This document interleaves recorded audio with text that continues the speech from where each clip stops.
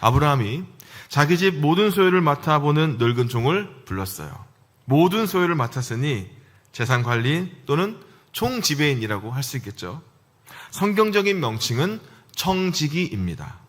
이 청지기 역시 나이가 많아 늙게 됐어요. 이 청지기는 다메섹 사람 엘리에셀이 아는가 합니다. 왜냐하면 창세기 15장 2절에 나의 상속자는 이 다메섹 사람 엘리에셀이다 라고 하는 아브라함의 이야기가 있었기 때문이에요. 엘리에셀이라면 아브라함을 오랫도록 섬겼던 사람이 아니었겠습니까? 더욱이 하란에서부터 함께 했다면 이삭이 결혼하기까지 65년 이상을 아브라함의 집안에서 충성했던 그런 사람이었어요. 그래서 아브라함은 그를 믿고 모든 것을 맡길 수가 있었습니다. 그러면 아브라함은 그런 그를 불러서 뭐라고 이야기했을까요? 내 허벅지 밑에 네 손을 넣으라고 이야기합니다. 여기에서 허벅지는 부드럽다라는 뜻의 말에서 유래했다고 해요. 엉덩이와 연결된 넓적다리를 가리킵니다.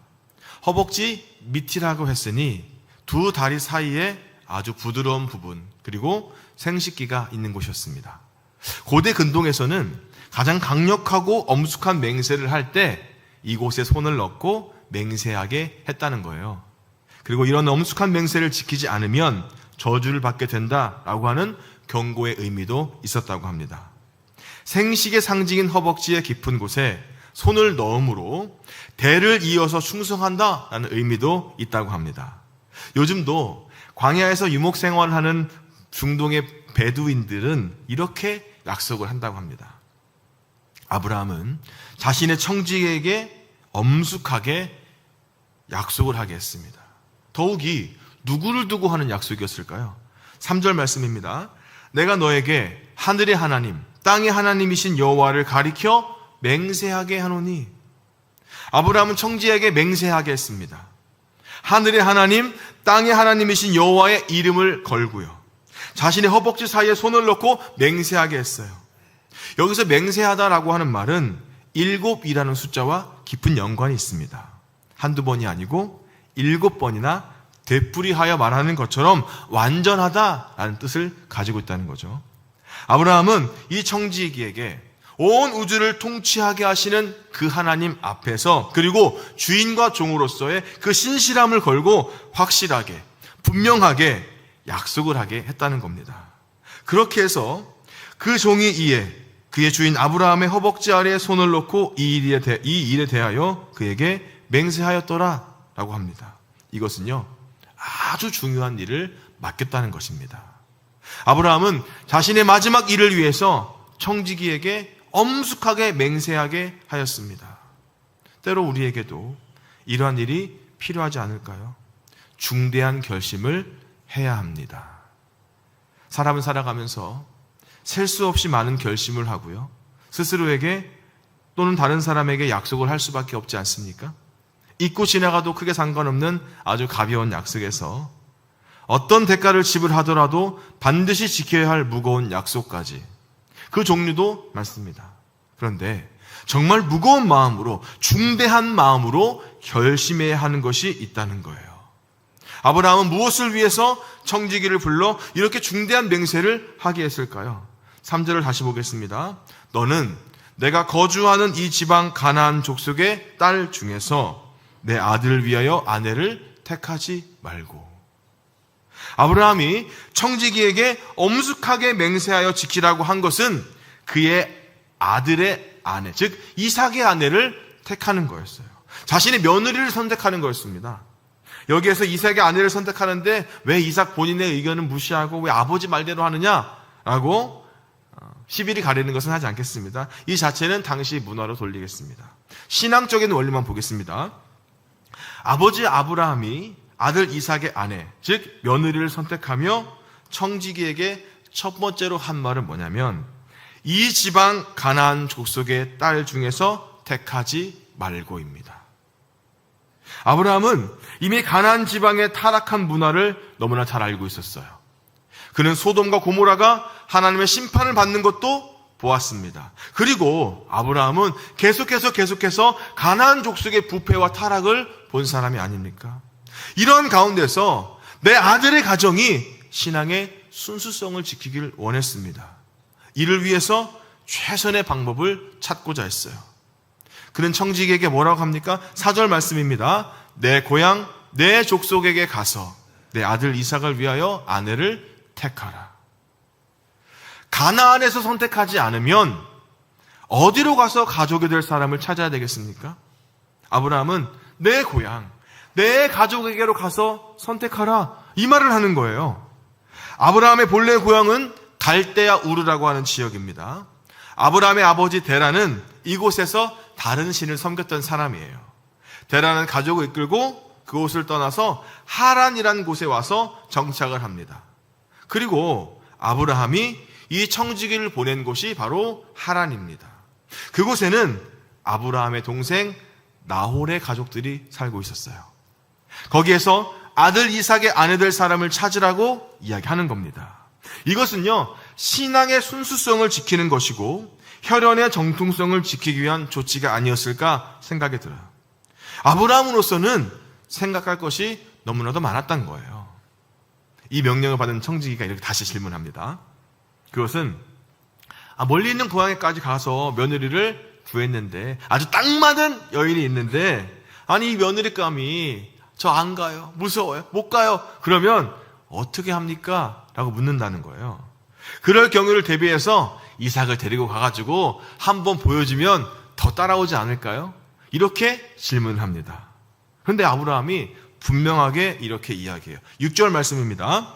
아브라함이 그에게 이르되 내 아들을 그리로 데리고 돌아가지 아니하도록 가라. 여기에는 아브라함의 단호한 뜻이 들어있어요. 이것은 절대로 나의 아들을 그리로 데려가도록 하지 말라, 데려가지 말라는 거예요. 아브라함이 가나안에 들어온 지 60년이 지나도록 그는 자기 소유의 땅 한 평이 없었어요. 아내 사라를 장례하기 위한 충분한 대가를 지불하고 나서야 그 땅 한 평을 얻을 수가 있었어요. 그런데 하나님께서 뭐라고 약속하셨냐면 창세기 12장 7절에 내가 이 땅을 내 자손에게 주리라 라고 하신 말씀을 여전히 아브라함은 기억하고 믿고 있었다는 겁니다. 그래서 그 땅을 아브라함은 떠날 수가 없었다는 거예요. 더욱이 아브라함은요, 타락한 가나안의 여인들 중에서 며느리를 맞이할 수는 없었어요. 그렇다고 하나님께서 주시겠다고 약속하신 이 땅을 떠날 수도 없었습니다. 그래서 고향에 가서 내 아들을 위해서 사람을 데려오게 하라고 이렇게 이야기한 겁니다. 아브라함은요, 마지막 남은 자신의 사명으로 아들 이삭을 위하여 그의 아내를 선택하는 일을 가장 믿고 의지한 청지기에게 엄중하게 맡겼어요. 여기에는 조건이 있었습니다. 가나안에서 선택하지 말고 고향으로 가서 친족 중에 선택하는 것, 아들을 데리고 가지 말라는 것, 말아야 할 것과 해야 할 것을 분명히 했다는 겁니다. 사랑하는 성도 여러분, 오늘 우리 교회도 이 다음 세대를 위해서 분명히 해야 할 것이 있지 않겠습니까? 우리는 다음 세대를 위해서요, 철저하게 준비해야 합니다. 그러기 위해서 다음 세대를 세우려는 결심을 해야 됩니다. 결단을 해야 됩니다. 이것은 우리 모두에게 중요한 결단을 넘어서 맹세이어야만 합니다. 하지만 맹세보다 더 중요한 것이 있습니다. 얼마나 격식을 차리고 엄중하게 맹세하느냐라는 것보다 무엇을 위해서 그 맹세를 하느냐라고 하는 내용, 즉 가치입니다. 다음 세대가 중요하다라고 하는 것을 모르는 사람이 있습니까? 없습니다. 누구나 하는 말이고요, 누구든지 할 수 있는 말이에요. 그런데 지금 한국교회 현실을 보십시오. 교회 학교가 없는 교회가 태반입니다. 이렇게 중요 도시에 있는 교회들은 그나마 교회 학교가 유지되고 있지만 그조차도요, 쉽지가 않습니다. 더욱이 교회 교육을 담당하는 사역자들 구하는 것도요, 너무나 어려운 일이에요. 하늘의 별 따기보다, 아니 하늘의 별 따기보다 더 힘든 일입니다. 우리는 그것을 경험하지 않았습니까? 그런 의미에서 우리 교회는 참 하나님이 사랑하시는 교회 같아요. 아멘. 이렇게 좋은 교회학교 사역자들을 보내주시고 이렇게 교사들을 보내주셨기 때문이에요. 그런데 교회들이 이것을 몰라서, 하고 싶지 않아서 교회 학교가 계속해서 어려워지는 것일까요? 청년들이 교회를 떠나고 젊은이들이 이 기존 교회에 적응하지 못하고 가난한 교인으로 살아가고 있을까요? 참고로 가난을 거꾸로 하면 안 나갑니다. 교회는 안 나가고 유튜브만 보는 사람들을 안 나가 교인, 가난 교인이라고 해요. 유튜브만 보고 설교를 서핑하고 다니는 거예요. 이 교회는 어떤데? 저 교회는 있던데? 이 목사님은 어떤데? 저던데? 그런데 우리가 분명히 해야 할 것이 있다는 겁니다. 다음 세대를 위해서 분명히 해야 할 것은 무엇일까요? 우리 교회의 미래인 이 청년 세대와 교회 학교를 위해서 놓치지 않아야 할 것이 무엇일까요? 우리는 오늘 말씀에서 놓치지 말아야 할 신앙의 본질적인 내용을 깨달을 수가 있습니다. 7절의 전반절 말씀입니다. 하늘의 하나님 여호와께서 나를 내 아버지의 집과 내 고향 땅에서 떠나게 하시고 내게 말씀하시며 내게 맹세하여 이르시기를 이 땅을 내 씨에게 주리라. 아브라함은요, 이 간략한 7절 말씀에서 자신의 신앙 여정과 신앙의 내용을 요약을 해요. 정리를 해요. 그는 하나님께서 나를 내 아버지의 집과 내 고향 땅에서 떠나게 하셨다. 그리고 하나님의 이 부르심에 대한 믿음을 가졌어요. 또 내게 말씀하시며 내게 맹세하여 이르시기를 이 땅을 너의 씨에게 주겠다. 그 하나님이 이렇게 나에게 말씀하셨다에 대한 믿음을 아브라함은 가졌습니다. 우리는 여기에서 하나님이 내게 맹세하여 이르시기를 이라는 표현을 다시 한번 볼 수 있는데, 여기서의 맹세는 앞에서 그의 청지기에게 맹세하게 하였다는 말과 같은 말입니다. 그가 주인으로서 하인에게 맹세하게 할 수는 있었어요. 그런데 어떻게 하나님께서 그에게 맹세하셨다라고 말할 수가 있겠습니까? 앞에서 살펴본 대로 맹세했다는 말은 유대인들이 완전수라고 생각하는 7과 관련이 있다고 말씀을 드렸습니다. 한두 번도 아니고 서너 번도 아니고 같은 말을 7번이나 할 정도로 완전하고 확실한 약속이란 뜻입니다. 그는 하나님의 말씀을요, 내게 주시는 완전하고 확실하고 신실하고 정직한 말씀이라고 아브라함은 믿었다는 거예요. 하나님이 자신을 향해서 맹세할 정도로 하나님이 나에게 이런 확실한 말씀을 주셨다는 겁니다. 뭡니까? 내 씨가 이 땅에서 번성하리라. 아브라함은 그래서 하나님께서 하신 말씀이 반드시 이루어질 것이라고 믿었다는 겁니다. 이 땅을 내 씨에게 주리라 라고 하는 말씀을 그대로 믿었습니다. 그래서요, 이삭을 그쪽으로 데려가지 못하게 했어요. 오늘 우리에게 반드시 필요한 것은 아브라함처럼 하나님과 그분에 대한 말씀의 전적인 믿음이 아닙니까? 이 믿음이 저와 여러분에게 있기를 주의 이름으로 축복합니다. 이렇게 하나님의 말씀을 온전히 믿을 때에 이어지는 다음의 말씀도, 다음의 선포도 할 수 있습니다. 7절의 후반절 말씀입니다. 그가 그 사자를 너보다 앞서 보내실지라. 내가 거기서 내 아들을 위하여 아내를 택할지니라. 하나님께서 하신 말씀을 온전히 믿으니 그 아들을 그 땅에서 떠나지 말게 할 수가 있었고요. 하나님께서 친히 하신 말씀을 이루기 위해서 반드시 일하실 것을 바라볼 수 있었습니다. 하나님께서 그의 천사를 앞서 보내서 도와줄 것이니 그곳에서 아들의 아내를 얻게 될 것이라고 선포할 수 있었어요. 여기서 앞서, 히브리어 파님이라고 하는 말은 사람의 얼굴을 이야기하는 겁니다. 아브라함은 그의 청지기에게 하나님의 천사가 너의 얼굴 바로 앞에서 인도해 주실 거야 라고 말하는 거예요. 왜요? 아브라함은요, 늘 하나님이 앞서 인도하시는 것을 바라봤어요. 자신의 얼굴 앞에서 하나님이 인도하시는 것을 늘 경험했던 사람이에요. 아브라함의 인생은요, 하나님이 늘 앞서서 일하시는 인생이었습니다. 아브라함은 그렇게 앞에서 일하시는 하나님을 믿고 나아갔어요. 그래서 이 확신을 종에게 선포하는 겁니다. 하나님이 앞서서 일하신다. 아멘. 이것은요, 우리 자신과 다음 세대를 위해서 반드시 가져야 할 믿음의 내용이라는 겁니다. 뭡니까? 하나님이 우리의 앞에서 일하고 계신다. 아멘. 아브라함은요, 앞서서 행하신 하나님을 믿었어요. 청지기에게 앞서서 가신 하나님께 의지해라. 이 하나님 너를 인도하시겠다라고 선포합니다. 청지기는요, 이 말을 믿고 낙타 10마리에 온갖 좋은 선물을 싣고 길을 떠납니다. 마침내 아브라함의 동생 나홀의 가족이 사는 성에 이르렀어요. 청지기는 아브라함의 말을 기억하고 이렇게 기도합니다.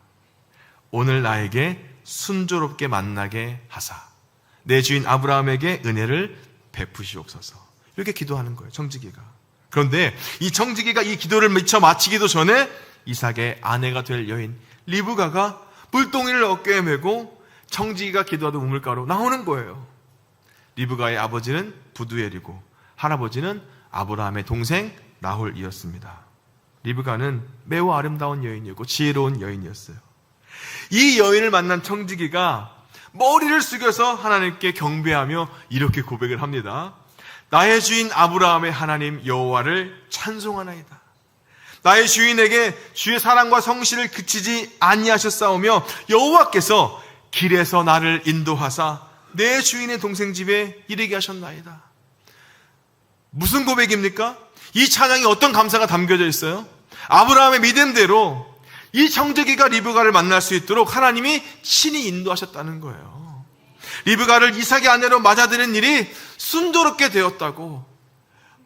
걸어가면서 다른 데로 걱정은 있었지만 그 믿음대로 나아갔더니 하나님이 너의 앞서서 인도하실 거야 라고 하는 믿음대로 나아갔더니 순조롭게 되었다고 하나님을 찬양하는 것입니다. 이렇게 청지기도 자기 앞서 먼저 가서 일하신 하나님을 경험했습니다. 하나님께서 친히 앞서 나가신다는 믿음이 성경에서 얼마나 중요한 내용입니까? 출애굽해서 가나안을 향하는 이스라엘 백성들에게 하나님이 이렇게 말씀하십니다.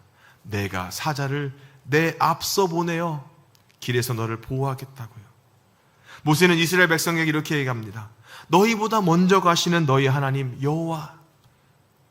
여호와를 믿고 의지하라고 선포합니다.